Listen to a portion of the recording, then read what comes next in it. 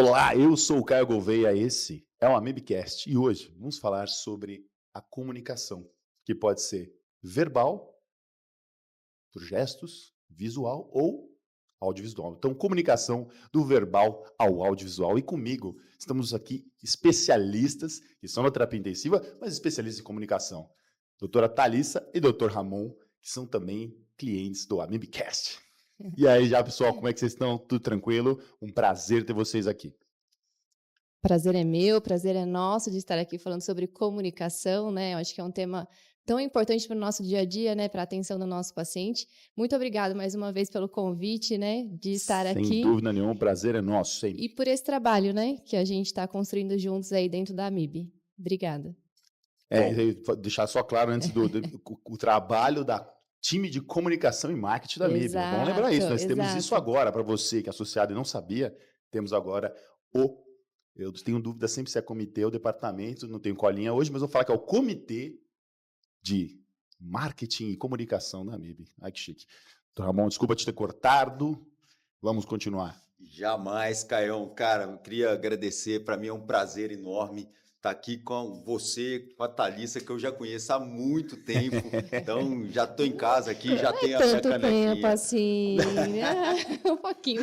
Não, mas tem 10 anos, né? Tem coisa de 10 anos, né? Já, tudo isso? Aí, não, acho que não tem, acho que são 8. 8 anos. 8, quase, quase. 8 anos é mais suave. Você compra um carro com 8 anos, né? Tranquilo, dá para... Você olha nos dados ali. Exato.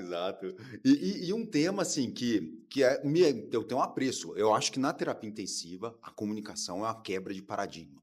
Uma quebra de paradigma. Vamos pensar que a gente fez residência na época do Swangans, que a gente estava conversando há pouco, e a gente ficava muito preocupado com procedimento invasivo, com passagem de catéter, com tudo isso, e a evidência é totalmente contundente contra o contrário, né? E as evidências científicas hoje em dia em prol da comunicação são cada vez maiores. Coisas que você não precisa de nenhum aparelho, coisas que você não precisa de nenhum fomento. Você pode fazer na UTI do interior da cidade menor possível. Você pode treinar uma pessoa que tem um impacto impressionante em terapia intensiva. Então, a gente está falando de uma coisa que é totalmente reprodutiva em qualquer lugar e que as pessoas não abriram o olho. Então, eu chamo a atenção para a gente promover esse despertar nesse Amibcast aqui. E é um despertar necessário e fundamental também, porque a gente sabe, técnica sempre foi um ponto-chave na terapia intensiva, aumentando técnicas, tecnologias. Só que, de fato, a comunicação foi algo que até muitas vezes muitos profissionais vieram para a terapia intensiva se esconder. Eu não vou falar com ninguém, vou ficar na minha. Paciente bom é paciente entubado. Paciente bom é paciente que não está falando. Isso, tá absurdo, cara. É uma coisa, né, complexa, porque, de fato, vira e mexe. O nosso grande objetivo é tirar o paciente do esporte, tirar da ventilação mecânica, botar ele de volta na sociedade. Então, é uma pena, porque eu sinto aquela situação em que a pessoa foi enganada. Terapia intensiva é muito comunicação. Acho que é uma das especialidades que a comunicação é mais importante. A despeito, a gente tem muitos pacientes que estão sedados, a despeito, a gente ter uma situação de doente crítico, a comunicação se torna fundamental e ela não é só com os familiares, com os pacientes em si, mas entre o time. E essa comunicação do time? Vamos começar assim. Como é que é essa comunicação que a gente tem com o nosso time? E quando eu falo comunicação, eu digo bate-papo, eu digo a condição de liderança, a condição da gente fazer a nossa reunião, não uma reunião que seria forçada, que muitas vezes a gente tem isso, né? Tem pragmatismo na UTI, né? Esse pragmatismo é importante, mas de certa forma torna as funções verbais de comunicação um pouco mais congeladas, difíceis e até com dificuldades de níveis hierárquicos, né? Como é que a gente consegue quebrar esses paradigmas e tornar essa comunicação entre nós, da terapia intensiva, todos nós, mais efetiva e mais adequada? Eu gostaria de começar, porque obrigado, viu, Dr. Ramon? Eu acho que quando a gente está trabalhando em equipe, a comunicação é fundamental. E talvez eu acho que isso é uma habilidade que precisa ser já constituída desde a graduação, né, dos profissionais. E muitas vezes a gente vê, por exemplo, trabalhos em grupo, né, lá na graduação, e a dificuldade que é a barreira que é dessas pessoas entrarem em consenso num trabalho, né? Dentro da terapia intensiva, você não está sozinho em nenhum momento. Você trabalha em equipe, né? Então, a equipe multiprofissional ali, até mesmo em relação a toda a parte administrativa do hospital também, que precisa fazer isso rodar. Então, quando você está trabalhando em equipe, a comunicação ela é fundamental para fazer essa engrenagem, né, rodar e rodar da melhor forma. Eu quero, né, já deixar registrado aqui que eu aprendi a me comunicar dentro da UTI com o mestre, com o Dr. Ramon, porque ele fez parte da minha residência na UTI, né? Então, tudo que eu aprendi com ele perante a equipe, o agregar, né? Então, eu acho que a equipe ali, ele foi muito fundamental no meu aprendizado de agregar essa equipe, sabe? Olha, momento da visita multi, vamos discutir tal paciente e dar o espaço, a voz também para cada profissional, né? Então, o Dr. Ramon incentivava muito isso na gente, sabe? Também. Então, que a gente pudesse ter essa voz de comunicação para traçar, né, o plano terapêutico, para que a gente pudesse realmente ofertar o melhor. Então, eu acho que toda essa estratégia de aprendizagem, né, que eu acho que vem desde a graduação da gente estimular, das residências, né, e aí também quando você está ali na sua UTI, você também estimular isso, né, você estimular a sua equipe, quem está na coordenação ou quem está ali, né, então eu acho que é muito importante que a gente se desenvolva, né, nessa parte de comunicação. Que é uma coisa que é pouco explorada, né? A gente vê que não sei se atualmente, mas na nossa residência, não houve uma grande exploração desse médio, né? Desse método ou dessa característica. Isso desde a formação na faculdade, né? Exato. Ninguém nunca falou, vocês têm que comunicar bem, nós vamos ter uma aula de comunicação. Não, isso é coisas para pessoal de humanas, né? E nada mais humano do que quem lida com saúde, né? Exato. Então esse é um ponto que é interessante. E aí, você que foi tutor aí de grandes comunicadores, é importante lembrar, né, que está aqui falando com a gente agora, por sinal, o que você vê na comunicação no sentido da habilidade do profissional da terapia intensiva? A gente falou que é importante na liderança, a gente falou que é fundamental para tornar mais coesa, mas eu digo, muita gente fala e fala muito, muita gente fala pouco, e de certa forma, quantidade não é tanto quanto a qualidade. E você sabe que a pessoa que tem qualidade ao falar consegue ser mais efetivo. Como é que a gente vê isso no ambiente de terapia intensiva? Entendeu? Então, eu que agora que me enrolei pra caramba, agora você vai conseguir desenrolar. Olha lá, tá vendo? Não, primeiramente, eu queria deixar claro que a Thalissa sempre foi excelente residente, isso já era uma qualidade inata dela, que não partiu nada de mim. Isso faz parte, a comunicação, o give and take, tá lá, pessoal, isso é para você ensinar crianças. E uma coisa que eu acho muito importante, assim, Caio, só fugindo um pouquinho, mas eu vou falar, vou manda chegar bala, lá. manda bala. Que o médico faz parte da equipe multiprofissional. Então, parece que é médico e equipe multiprofissional. Eu tenho uma certa dificuldade de digerir isso. Né? A gente tem que falar, às vezes, esse termo, mas é difícil de digerir, porque, na verdade, nós somos multiprofissional. Isso. Então, a terapia intensiva é multiprofissional, né? Mas eu quero, né, acho que aproveitar esse espaço, doutor, porque, assim, eu comento, eu, infelizmente, eu trabalhei em outras instituições, em outras UTIs, que não funciona dessa forma. E muitas vezes eu trouxe o exemplo da minha residência. E eu sempre falei assim, olha, na escola que eu vim, a gente sempre trabalhou em equipe. Então, é muito orgulhoso para mim, sabe, falar sobre isso, que eu aprendi lá dentro da comunicação, que faz toda a diferença. E a gente sabe que não é realidade de todas as instituições, né? Então, assim, eu tive muita sorte, eu acho, de ter esse aprendizado. Mas quando eu fui para algumas outras, eu tive muitas barreiras de ser ouvida, né? Até perante essa questão da hierarquia, sabe? E aí eu falei, não, calma, vamos sentar aqui e vamos conversar, porque eu acho que dá para ser diferente, né? E aí eu utilizei da minha estratégia de as minhas habilidades de comunicação para poder agregar, exato. Sim. Mas não é uma realidade, né? Então acho que isso é muito importante da gente trazer, né, isso e de falar, né? A importância de toda essa equipe mesmo e que o médico também faz parte disso, né? A gente está dentro de um espaço onde não sou eu que vou dar voz para a enfermeira, para a fisioterapeuta, para a fonoaudióloga. Sim. Essas pessoas têm a voz dela, têm os espaços.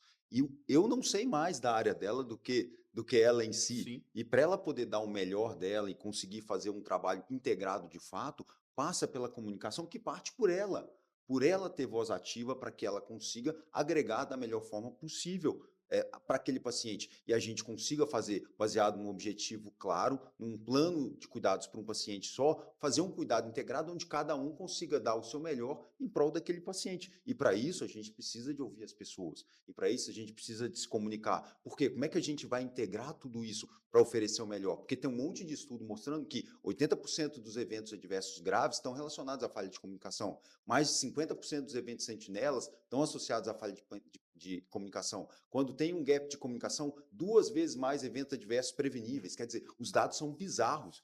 Se for olhar... Gritantes, né? Gritantes. Gritantes. Fala, cara, o que mais que a gente precisa para valorizar a comunicação? E quando a gente fala, por exemplo, de cuidado centrado no paciente, como você vai se conectar de forma genuína com o seu paciente, com o familiar, se você não dá voz para ele também? Porque a gente não conversa entre si, a gente não conversa com o paciente, a gente não conversa com o familiar. E o que é o que você quer fazer agora? Quer aprender a passar catéter? Passar catéter é fácil. Agora eu te pergunto, quantos catéteres você passou na última semana? Cara, 2 catéteres, 3. E agora com quantas famílias você conversou? Com quantos colegas você conversou?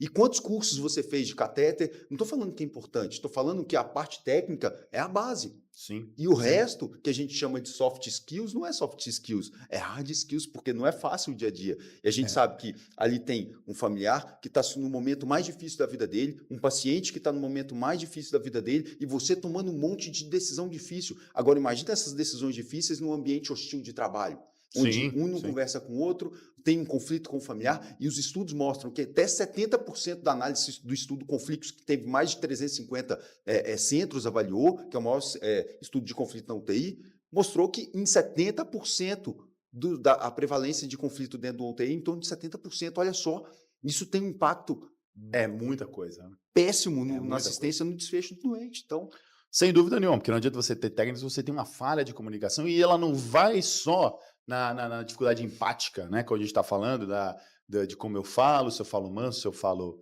mais leve, se eu comunico bem, se eu não comunico, se eu mexo com a mão, faço assim, hipnotização, quem sabe vai saber, né? Mas vem da ideia de ter efetividade, porque se você está num procedimento técnico, né? Você vai passar um catéter que você falou. Se você faz a punção, vou fazer a punção, e de certa forma você não tem, eu preciso do soro, eu preciso de todos os equipamentos, eu preciso disso, por favor, preciso aqui. E se você não tiver a checagem, isso que várias vezes, todas aquelas partes que a gente conversa assim, né? Todos aqueles protocolos técnicos, eles buscam aqueles alça fechada, comunicação em alça fechada, comunicação em alça fechada, qualquer curso que você fizer, comunicação em alça fechada. Então, o que seria uma comunicação em alça fechada? Em que você consegue mandar uma mensagem e essa mensagem você tem a confirmação que ela foi recebida e feita. E assim por diante. Então, essa alça fechada que você que a gente comentou, pode ser um dos fatores aí que a gente não vê no nosso dia a dia. A gente fala, eu preciso de ketamina. Tá bom, fazer ketamina. Aí você não sabe. Aí já começa a entubar o paciente sem saber se foi feita a ketamina. Então, foi aquela coisa bagunçada. Então, entra nessa ideia a comunicação, essa ordenação do cuidado, esse feedback. E você falou muito bem, né? A gente consegue evitar bastante eventos adversos com isso, que é uma coisa, de certa forma, simples, porque não é custosa, mas difícil porque requer treinamento e, principalmente, vontade de mudar. Porque aquela velha história, né? Vocês têm isso com frequência. Eu tenho um curso aqui de comunicação efetiva. Quantas pessoas têm que vão voluntariamente estar aqui presentes? 2. Não é obrigatório, viu? Aí tem todos, assim, ó. E a comunicação você vê na cara, né? Da cara das pessoas. Você fala, não quero estar aqui, eu tenho coisa para fazer, eu estou aqui, não sei porquê. Então, eu acho que depende muito de algum incentivo. E para vocês, que incentivo pode fazer as pessoas entenderem que ter esse momento para treinar a sua comunicação, mas voluntariamente? Eu preciso melhorar minha comunicação, mas não por sentido eu quero receber a aulinha. Eu quero treinar mesmo. Eu quero tentar funcionar, deixar ela mais ativa. Como isso pode ser feito numa grande instituição? Mais importante dizendo, numa unidade de terapia intensiva entre todos os profissionais. Eu acho que algumas instituições... Olha, eu posso melhorar a cada momento essa visita. Eu não vou deixar, não pode ir você. Porque Você viu? Você é meu mestre. Você viu que eu jogo novelo de lã mesmo, né? Não, então, enrolado e dando nó. Vamos compartilhar essa... Vamos compartilhar. Não, então, claro. assim, eu acho assim, minha impressão, né, é que você estruturar a visita multidisciplinar, faz com que ela flua melhor, ela tem um tempo para começar, tem um tempo para acabar e, obviamente, dentro da visita multi tem alguns critérios que você tem que incorporar, como protocolos institucionais que são relevantes, problemas muitas vezes institucionais que você tem que incorporar e o momento de que cada um deve falar durante a visita. Isso, a estruturação que passa por uma questão institucional ajuda muito. Em torno de quantos estudos mostram que duram a visita multidisciplinar por paciente? Entre 5 e 10 minutos você consegue resolver, dar voz para todo mundo. Mas se você perceber, por exemplo, igual já teve na nossa instituição, lá no AC Camargo, que o médico estava falando demais, a gente inverteu. A gente começou, sabe por quem que falava? Pelo técnico de enfermagem. Então, você começa falando do caso, porque a gente percebeu que, a partir do momento que ele falava, ele tinha voz, ele entendia melhor o caso, e a partir daí ia circulando. Mas isso era um momento, era uma questão daquele momento. Então, isso é muito dinâmico, mas passa por uma padronização, uma estruturação da visita multidisciplinar. A visita não pode demorar demais, porque, inclusive, ela atrapalha a assistência. Pra caramba, né? Sem uma dúvida. visita eterna ali de 4 horas, de 6 horas, fica todo mundo parado. Como que você consegue dar voz para a família, para o paciente, muitas vezes na visita, que é importante, na maioria das instituições, durante a visita, que eles façam parte disso tudo. Então, se você não estruturar, essa visita vira eterna. A partir do momento que você estrutura, você dá voz para todo mundo, você tem hora para começar, hora para acabar, e muitas vezes você consegue, inclusive, colher dados a partir dessa visita multidisciplinar, que você pode avaliar tanto segurança do paciente, quanto protocolos de qualidade assistencial, coisas que são importantes para a sua instituição. Então, acho que passa por isso. E não dura demais, né? Eu concordo. E eu acho que essa definição de papéis, né, durante a visita, então, além de ter estruturado, e aí eu trago para a multi, né? A multi precisa desenvolver também a sua equipe para que ela possa ter esse desenvolvimento de uma forma objetiva. Então, cada um tem ali o seu papel, a sua função, né? Então, já saber o que falar. Aqui, eu estava ouvindo você, me veio uma aula que eu tive no meu mestrado, que é o Elevator Speech, que é você falar, né, você se apresentar em 3 minutos, você falar sobre um assunto em 3 minutos. Isso é treino, né, objetivo. Então, o que é mais de relevante naquele momento que você não pode deixar de passar? Então, eu acho que identificar esses pontos que são importantes para a visita multi, que vão agregar no plano terapêutico. Então, eu acredito muito que é isso, que é treino também dessa equipe, né, a partir do momento que você tem isso estruturado. E eu trago para a liderança também, porque eu sinto muita falta isso da liderança da equipe multi, eu vou falar da físio, né? De estar próxima também do seu time e estar desenvolvendo isso também dentro da UTI, sabe? Esses momentos. Porque como a gente tem falha lá na formação, então muitas vezes a gente tem que estar lá na assistência direcionando isso, né? Então, treinando isso também para que flua, né? Para que essa visita multi flua. E eu queria abordar uma questão que eu fiquei aqui pensando sobre a escutativa. Eu acho que a escutativa também nem sempre é só no verbal, mas você observar a sua UTI, os comportamentos, as posturas.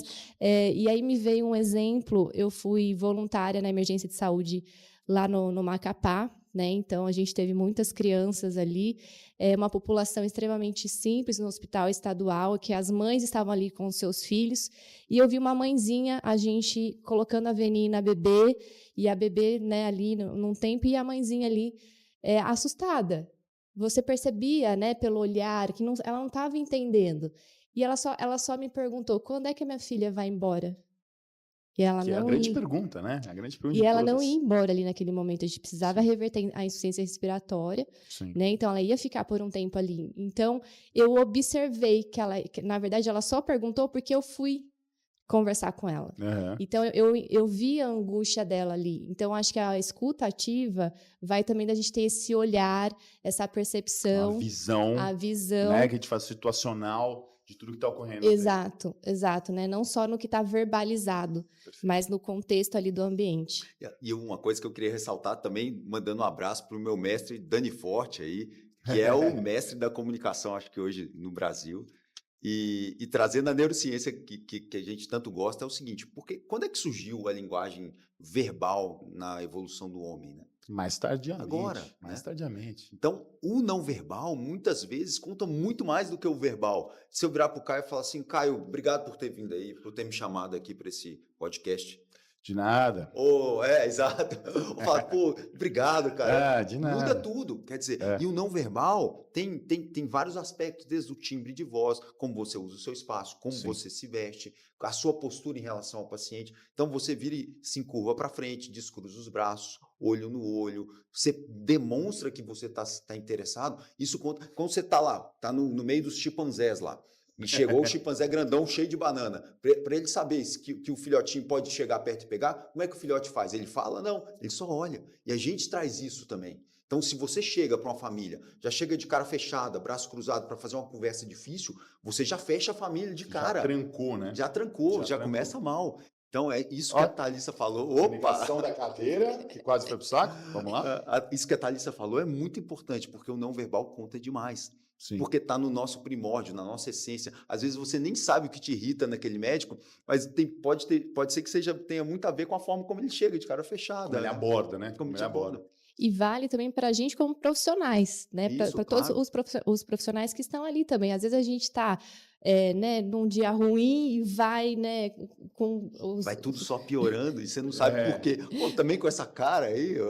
Né? Então vai virando uma bola de neve. Sim. E muitas vezes não falar também é importante. Entender o momento também de se posicionar ou de fazer uma abordagem também é importante. Perfeito. A Moza falava que a música não está nas notas, mas nas pausas. Né? Nas pausas.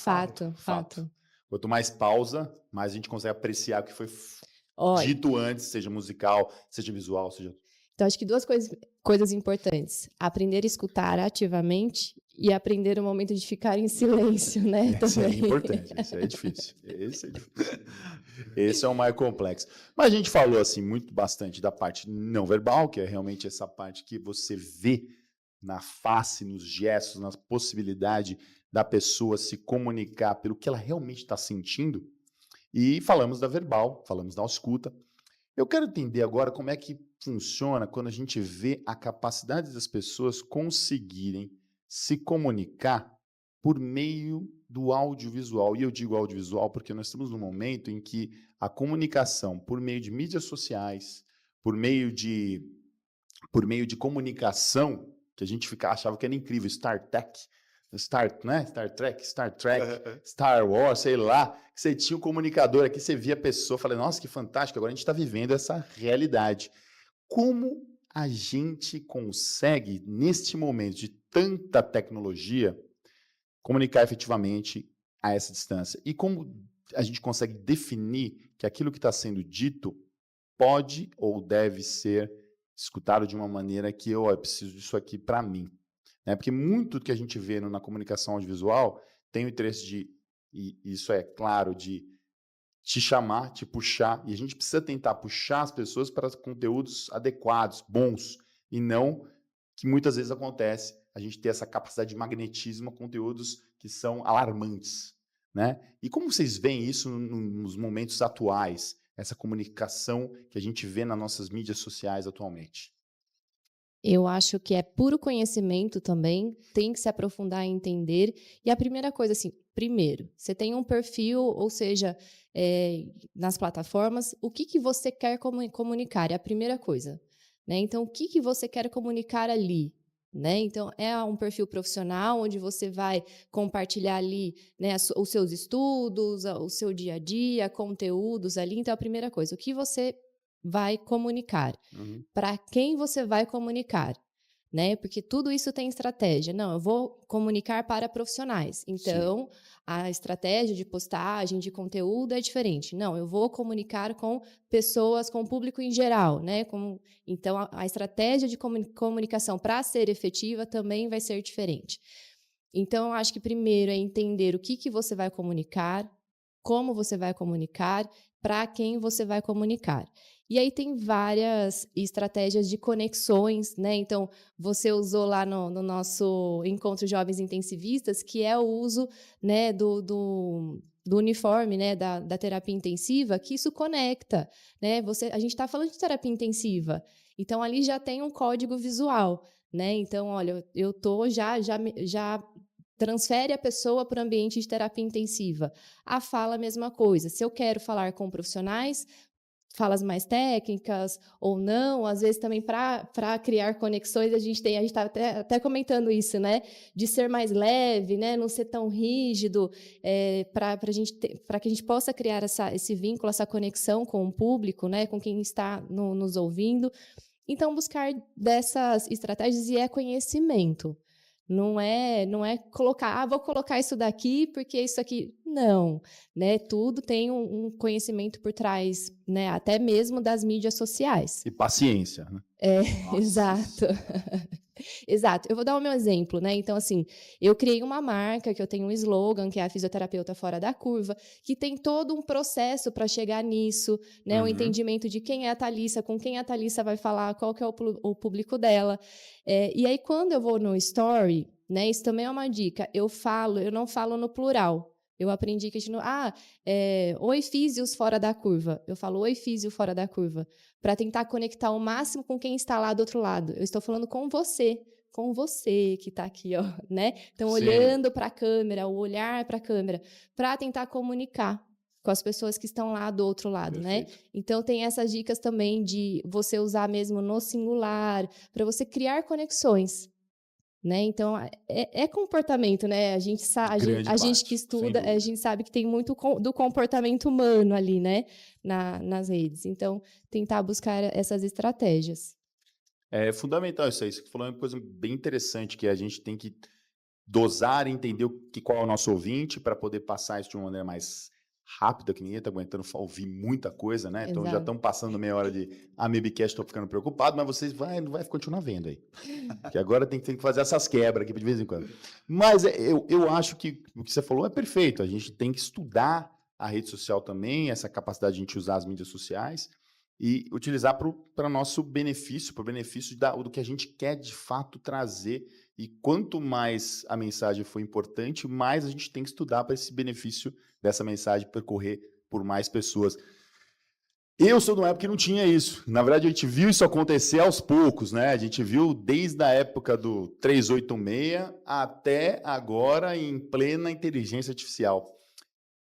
Ramon, o que a gente tem, de fato, a aprender com essa nova geração? A gente sempre tem que aprender, mas, de fato, com essas mídias sociais, o que a gente pode trazer de benefício para a gente, tanto na nossa prática diária, quanto na nossa comunicação com os nossos principais interessados no que a gente tem a dizer ou que nós temos que escutar? Foi importante você ter dito isso, porque eu fui ter Instagram em 2022, cara. Olá. Eu nunca tive Orkut, nunca tive Facebook, e até hoje eu acho que eu tenho 3 postagens no meu Instagram pessoal. Tenho do Conversas de Plantão, mas do meu pessoal é outra coisa.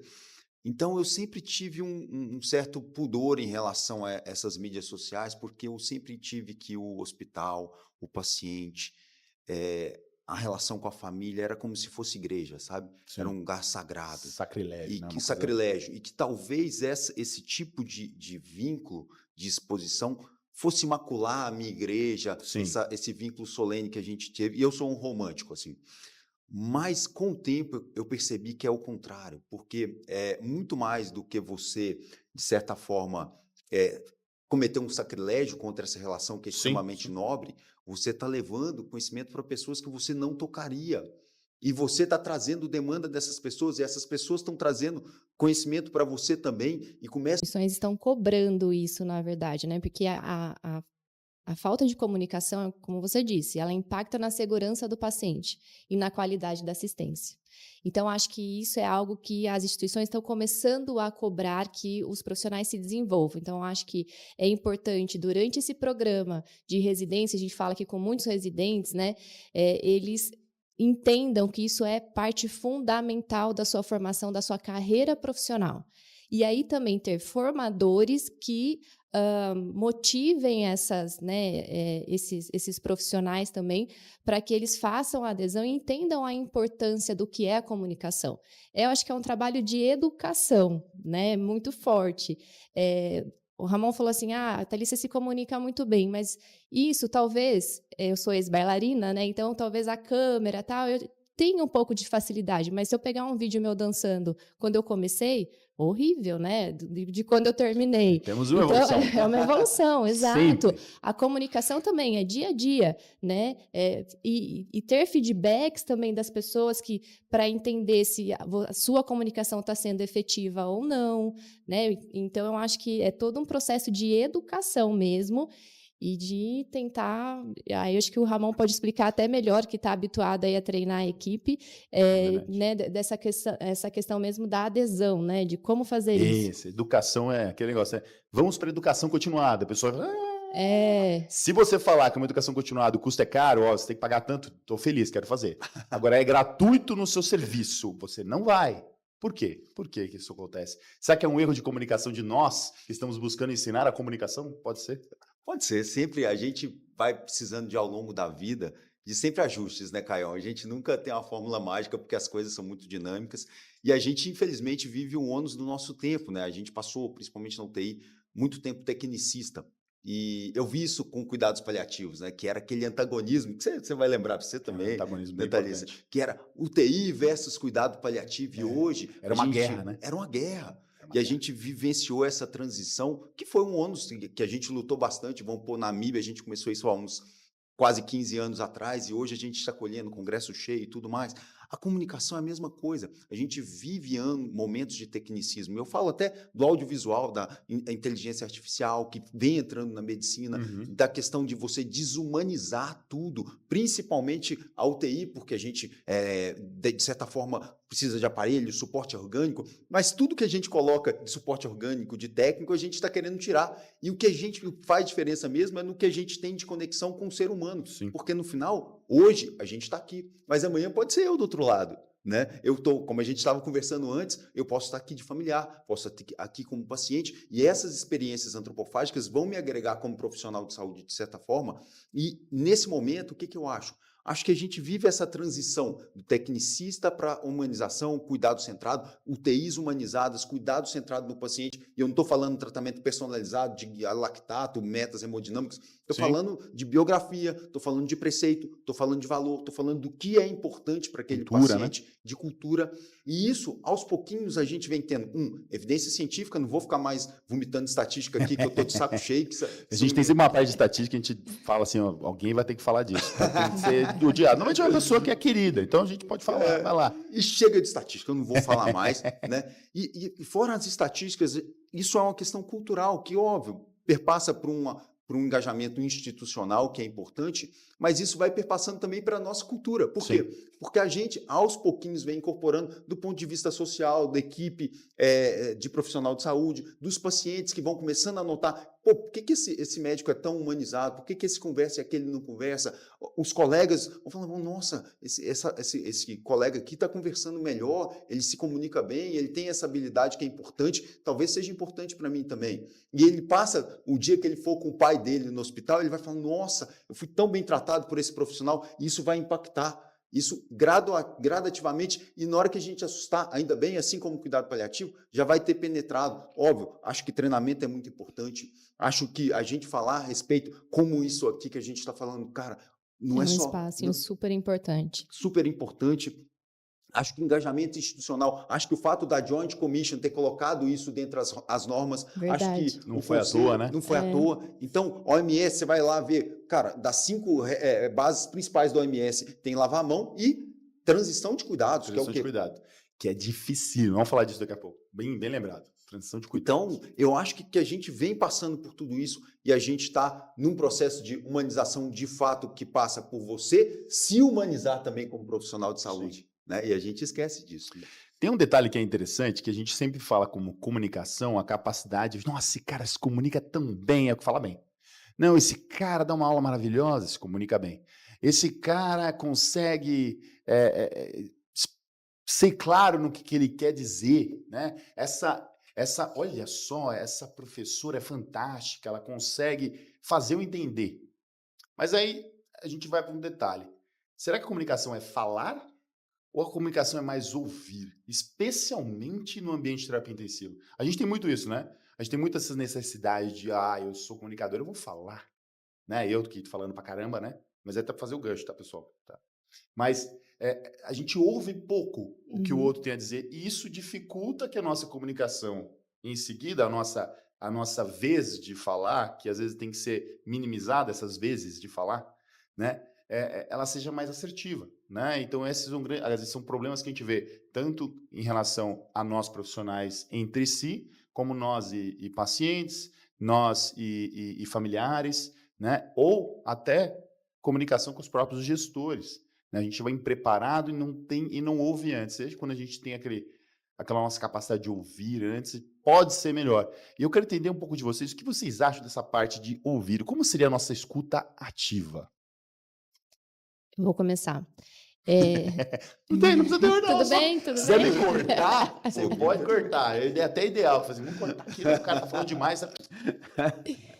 É o fundamental, eu acho, da comunicação, principalmente hoje em dia, que a gente verdadeiramente não escuta. Acho que os nossos pacientes, a nossa equipe, né? Então, eu já estive em posição de liderança e verdadeiramente a gente tem que escutar. E não é uma coisa de romantizar a escutativa.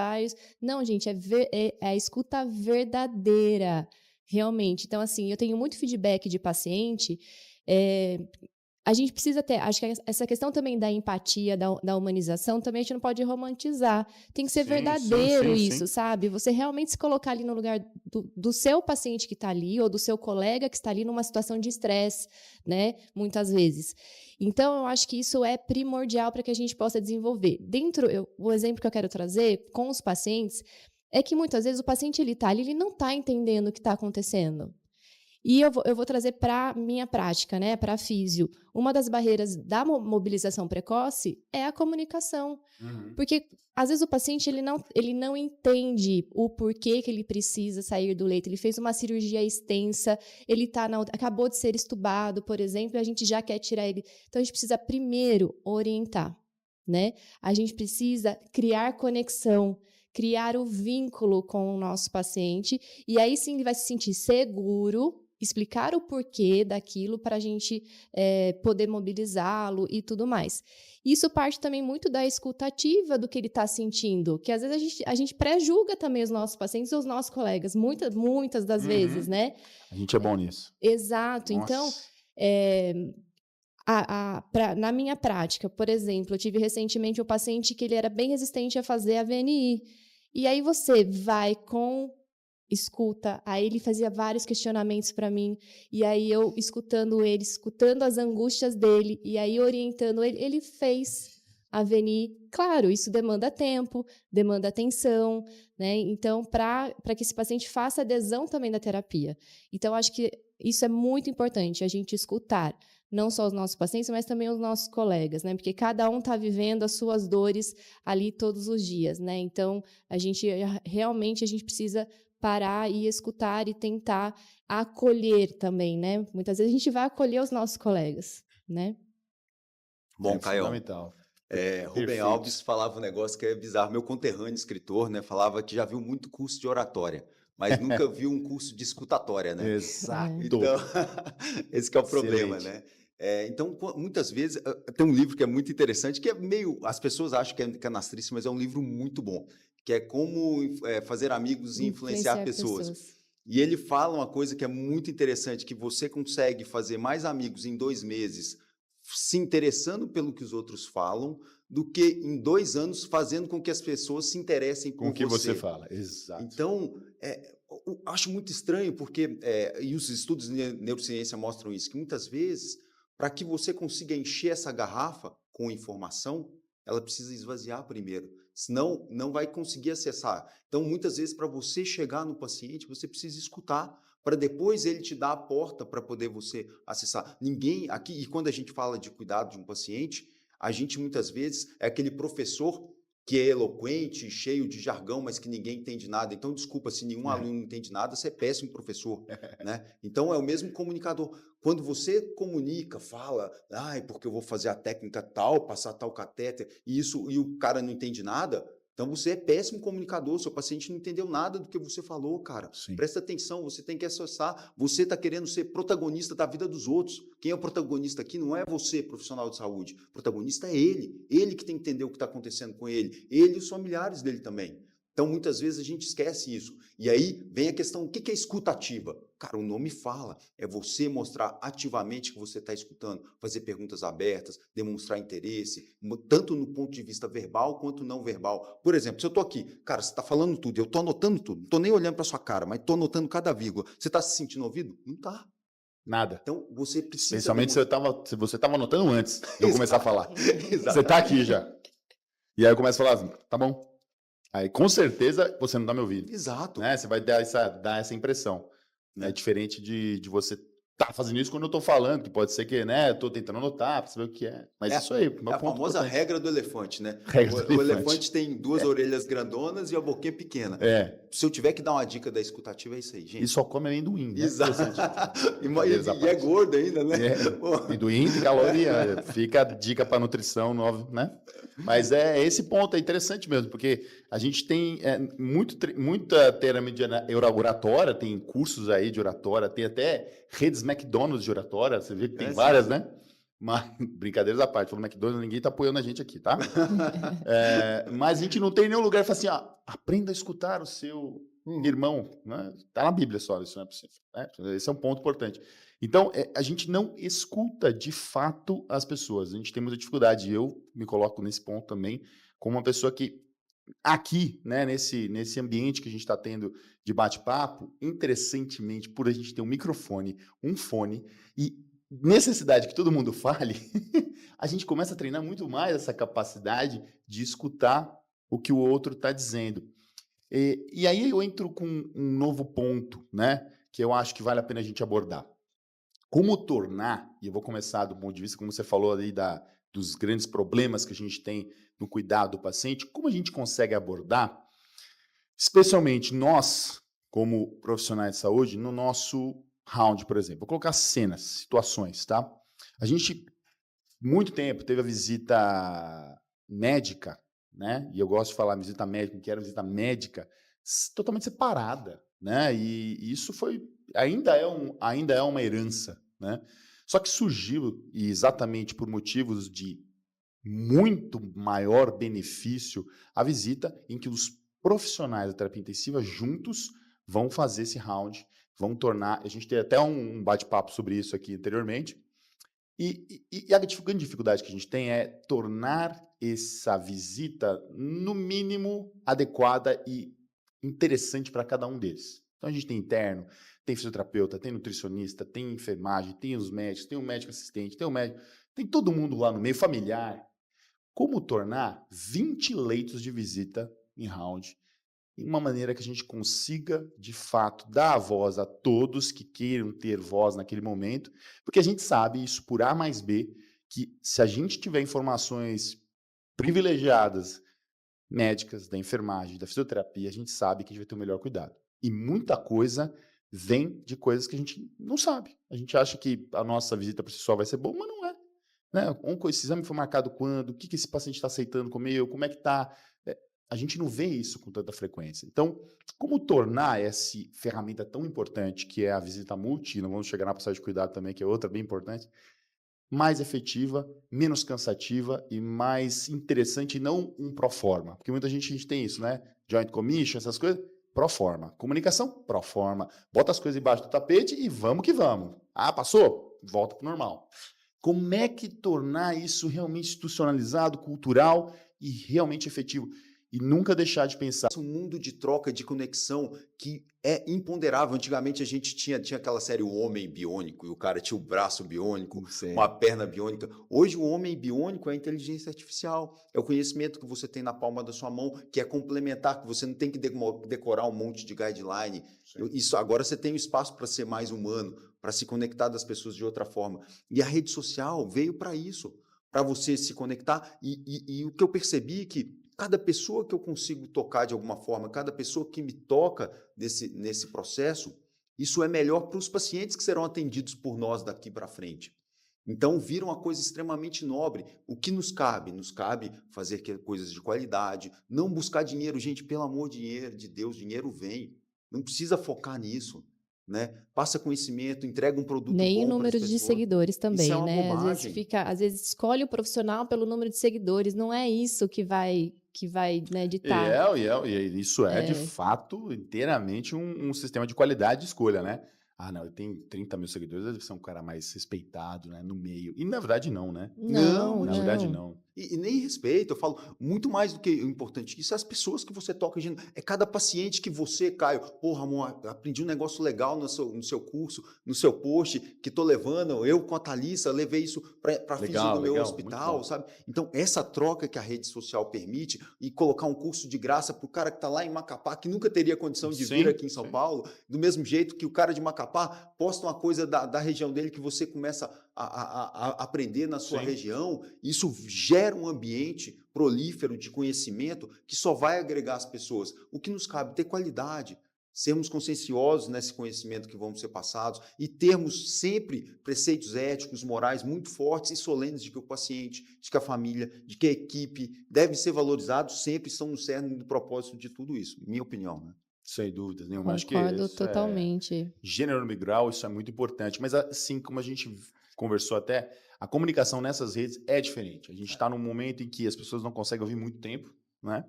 E de certa forma isso às vezes incomoda um pouco. Porém, a gente pode trazer um aprendizado disso, né? Já que as pessoas não conseguem ouvir por muito tempo, e a gente tem grandes problemas, e uma coisa que eu quero entrar aqui, que é a transferência do cuidado, como ser prático, resumindo e utilizando essa comunicação rápida de 50 segundos, de 90 segundos das redes sociais, como conseguir passar um cuidado que é realmente importante no nosso dia a dia. Porque a gente vê situações que são muito interessantes. Pessoas que demoram mais de 3 horas para falar com cada um paciente, ao passo que pessoas que falam, tá tudo aí, ó, tá tudo escrito aí, tá tranquilo, ó, vai ser de boa o plantão, você não sabe nada que tá acontecendo.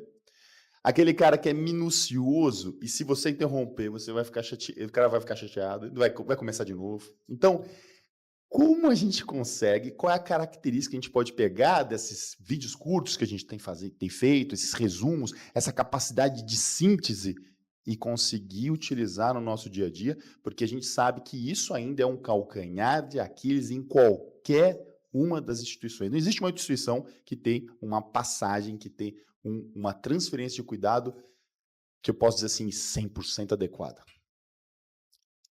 Olha, eu tô aqui pensando, eu fiz meu estágio no MD Anderson, né, lá nos Estados Unidos, e uma das coisas que eles fazem que eu amei, e aí depois eu fui conhecer a plataforma deles, né, o site, eles têm aplicativos de orientação para os pacientes, que assim é sensacional. Então, por exemplo, na oncologia, a questão do linfedema, eles orientam através dos vídeos o autoenfaixamento. Então, são coisas assim bem didáticas, né? Comunicando com esse perfil de população, né? Eu acho que é isso que a gente também precisa entender. O Brasil, ele é extremamente heterogêneo.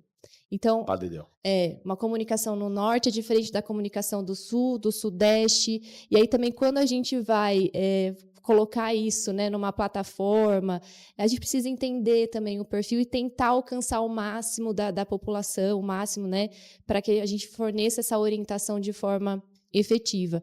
Então, mais uma vez, é criar estratégias, né, utilizar a comunicação, a mídia, a tecnologia, para que tenha acesso. E outra, né, a gente fala muito da internet, mas a gente tem locais do nosso país que a população não tem acesso à internet. Né? Então, a gente tem que pensar nisso, né? O nosso país ele é extremamente heterogêneo. E é diferente também quando a gente fala de Brasil, e eu trago o exemplo do americano, mas o americano, você vai falar com ele de fadiga oncológica, ele sabe muito bem o que é fadiga. A gente chega aqui, a gente tem o nosso perfil de paciente do SUS, que não sabe o que é fadiga, aí a gente tem um outro perfil de paciente que já compreende melhor, né? Então, é difícil, né? Eu acho que é um grande desafio a gente tentar comunicar de uma forma efetiva, mas utilizar dessas estratégias, né, de orientação através de aplicativos, né? Não sei se o Ramon tem alguma questão para colocar sobre isso. Bom, isso aí, sem dúvida, que ela falou da transferência de cuidado até para o paciente, isso é importante, sem dúvida. E, de fato, eu acho que a gente tem muitas coisas que a gente menospreza, até pelo fato do jeito que a gente lida com a saúde em si, né? E eu acho que a ideia do aplicativo que você falou para informar, avaliação das fadigas, essas coisas que a gente, de fato, a gente menospreza um pouco aqui, eu acho que, sem dúvida nenhuma, são exemplos a gente seguir. Mas falando da transferência entre profissionais do cuidado, eu quero Uhum. passar o caso da dona Terezinha, por exemplo. Não existe Terezinha, é totalmente fictício, ninguém fique machucado com isso, tá bom? Vou falar outro nome, então, Caio, eu. Então, tem que passar o do paciente Caio para o meu colega de plantão que vai chegar. E como eu consigo fazer isso de uma maneira que eu consiga, a gente tem ferramentas para isso, mas tentando ver essa influência que a gente tem desse, vamos lá, rápido, síntese, como trazer isso para a nossa realidade no dia a dia e ser uma possível solução dos problemas de transferência de cuidado. Ô, Caio, tem um estudo brasileiro da Mariana Dutra, Legal. médica do Sírio, daqui. Ela é brasileira, um estudo publicado no Critical Care Medicine de 2018 ou 2019, que avaliou passagens de plantão. E a passagem de plantão, o principal ponto é do dia para a noite, né? Uhum. Que você passa de alguém que conhece para alguém que não conhece. Porque da Sim. noite para o dia o cara só dá atualização, né? Normalmente o cara tá passando direto, né? Já. Então, 50% a 60% dos diagnósticos e dos objetivos do cuidado se perdem 1 hora depois da passagem de plantão. Então, você ia lá, perguntava qual que é o diagnóstico desse paciente, o cara já não lembrava mais. Quer dizer, é um negócio que é bizarro. Então, e aí tem outra coisa que é muito importante, que você sabe, que a Thalissa também, do plantão, que é você falar assim, ó, fique esperto com esse paciente, que os eventos, que o que vai complicar nele aqui é tal coisa, e aí passar o plano de contingência. Mesma coisa, muito pior para o médico da noite do que para o médico do dia. Então, como é que você faz isso? Como é que você melhora? Tem estudo do New England sobre passagem de plantão, que é o IPASS, que é de 2014, Sim. que faz uma estruturação da passagem de plantão, que mostra que você consegue passar de forma, a partir do momento que você estrutura, você passa de forma mais rápida, você consegue passar de forma mais eficaz e falando a mesma linguagem do outro. Então, você consegue ser isso, minimiza evento adverso, minimiza a complicação do paciente, você consegue entender. Tem várias questões que eu acho que passam por uma passagem de plantão bem feita. Primeiramente, você rever o prontuário, você saber do que você está falando, do diagnóstico, tratamento, prognóstico, você saber as complicações, os principais exames complementares, você ter um plano de possíveis complicações para o cara dar onde falou, fique esperto com isso, se acontecer isso, você tem um plano de contingência. A pessoa que está recebendo o plantão, fazer a escutativa, anotar, falar, repetir ao final do feed, do readback, do que ela entendeu, que permite com que aquele que está emitindo, que é o emissor do plantão, possa fazer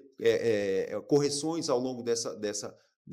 E aí vem uma parte que é muito importante, que você não passa só informações, você passa também a responsabilidade do paciente.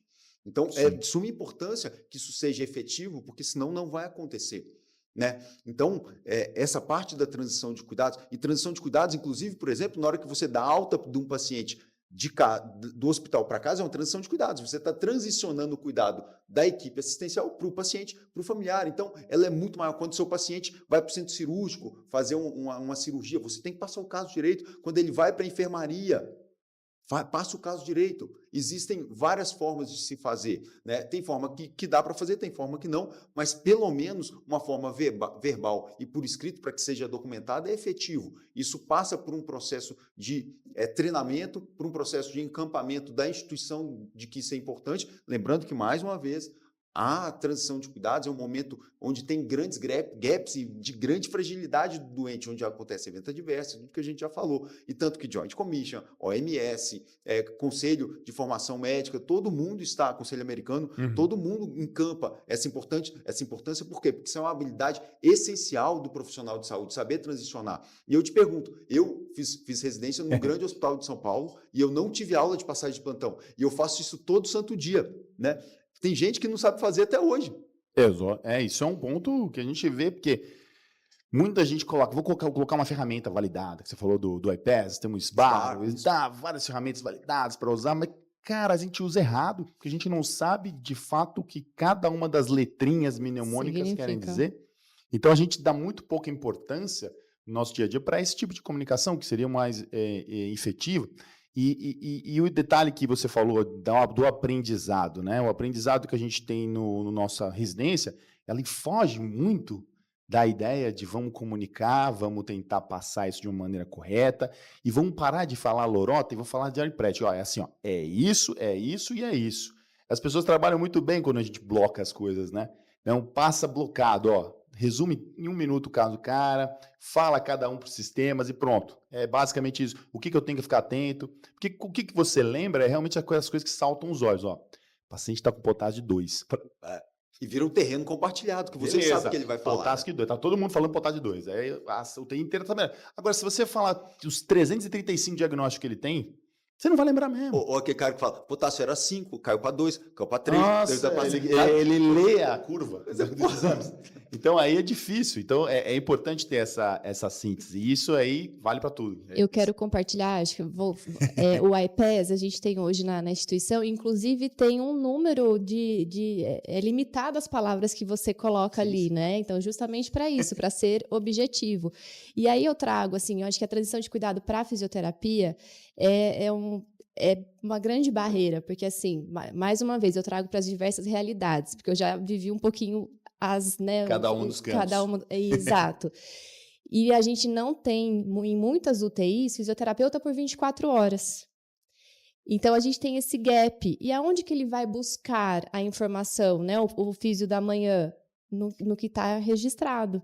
Então, a importância do registro, né, de ser adequado e utilizar da ferramenta da tecnologia que hoje a gente tem, os softwares e tudo mais, né, que possibilita isso, é de extrema importância, para justamente a gente ter a continuidade do cuidado. E aí, também falando, né, sobre essa transição, uma maior dificuldade nossa também, às vezes, é dentro da instituição, UTI e enfermaria. Então, como fazer essa comunicação ser efetiva para continuar o cuidado, né, do que estava sendo feito? Então, a gente, né, tem instituições que têm que fazer o verbal, né? Então, na hora que, olha, o paciente está indo para tal, assim como também enfermaria, UTI, né? E o registro no prontuário, como o iPass, é extremamente importante, porque eu vou ali e tiro minha dúvida. E aí, também, já aproveitando uma dica para os profissionais, se você não encontra a informação, vai atrás dela. Né? Então, essa questão da comunicação é importante. Estou na dúvida? Vai atrás dela. Vou perguntar. Melhor, né? Perguntar besteira do que fazer besteira, né? Não é? Sem dúvida. Então, acho que isso eu vejo muito no dia a dia, sabe? Então, eu falo muito isso. Está na dúvida ou não tem uma informação ali? Pergunta. Né? Então, vai atrás dela. Muito bom, muito bom. Eu acho que a gente abordando aqui diversos âmbitos da comunicação, a gente conseguiu, de certa forma, abranger todas as necessidades principais de nós, como intensivistas, como médicos, como fisioterapeutas, como profissionais de saúde como um todo, vivemos o nosso dia a dia, tanto do ponto de vista próprio, que é as redes sociais, tanto do nosso relacionamento com os nossos pares, quanto dos relacionamentos com os nossos pacientes.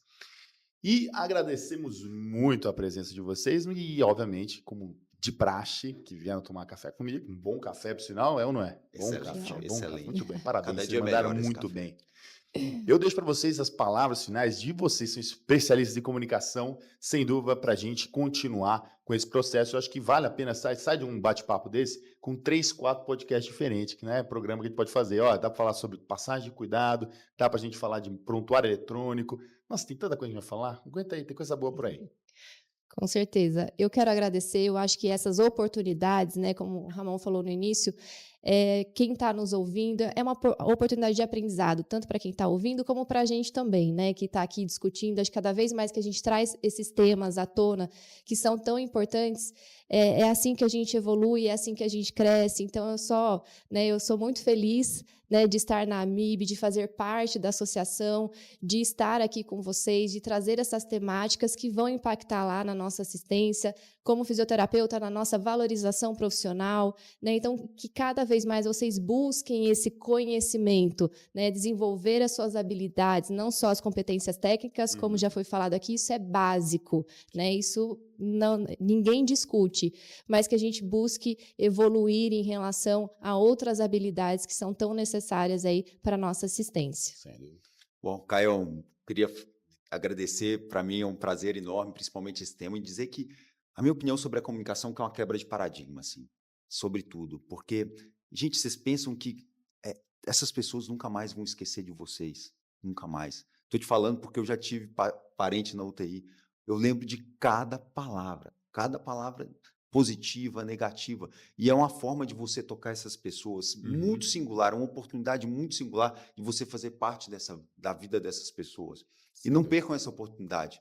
Não percam essa oportunidade de tocar positivamente, não percam essa oportunidade de tocar os familiares, o paciente e também seus colegas. Isso faz muita diferença, né? Então, queria agradecer mais uma vez, um prazer aí. Muito obrigado a vocês, Ramon, Thalissa, e não percam a oportunidade de ver o Amibcast. Até o próximo. Quem vem tomar café comigo?